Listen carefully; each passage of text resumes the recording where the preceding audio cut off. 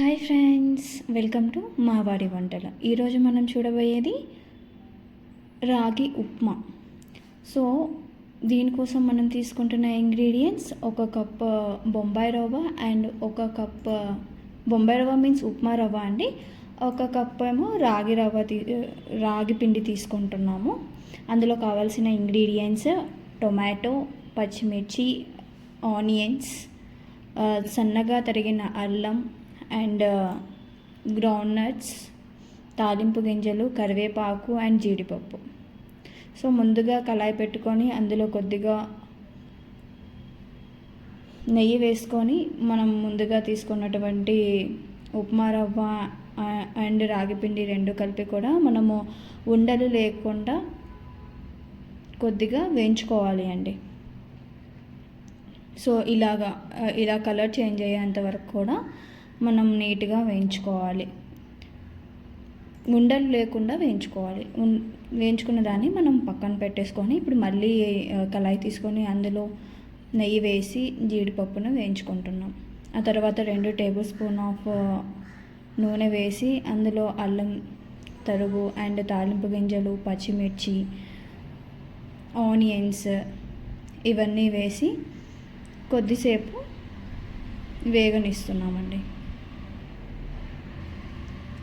ఆ తర్వాత మేము కరివేపాకు రబ్బలు అండ్ పల్లీలు యాడ్ చేసుకొని వేపుకుంటున్నాము. కొద్దిగా మగ్గిన తర్వాత మనం చిటికెడు పసుపు యాడ్ చేసుకోవాలి. ఆ తర్వాత ఒక టొమాటో కట్ చేసుకున్నాం, ఆ టొమాటోని యాడ్ చేసుకోవాలి. యాడ్ చేసుకొని నీట్గా దూరగా వచ్చేంత వరకు కూడా కలుపుకోవాలి. ఆ తర్వాత మేము ఆ కప్పుతో 2 కప్స్ తీసుకున్నాం కాబట్టి సో మేము 6 కప్ ఆఫ్ వాటర్ యాడ్ చేస్తున్నాము. తర్వాత కొద్దిగా సాల్ట్ యాడ్ చేసుకోవాలి.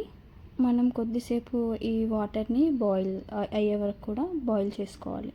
సో బాయిల్ అయిన తర్వాతకి మనం ముందుగా వేయించి పెట్టుకున్న రాగి అండ్ ఉప్మా రవ్వ మిశ్రమాన్ని కలుపుతూ యాడ్ చేయాలి అండి.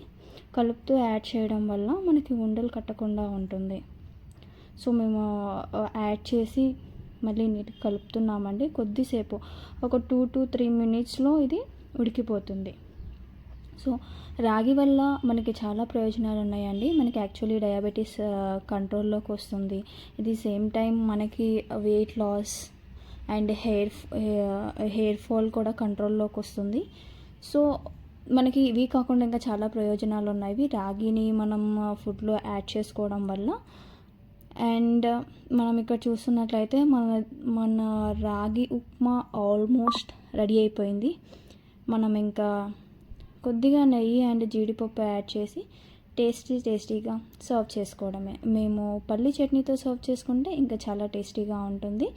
సో మీకు మన వెయిట్ లాస్లో భాగంగా ఇది చాలా యూజ్ అవుతుంది. సో బ్రేక్ఫాస్ట్కి ఇది చాలా బాగుంటుంది. అండ్ ఈ వీడియో మీకు నచ్చినట్లయితే అండ్ మరిన్ని వీడియోస్ మీరు కోరుకున్నట్లయితే please like, share and subscribe.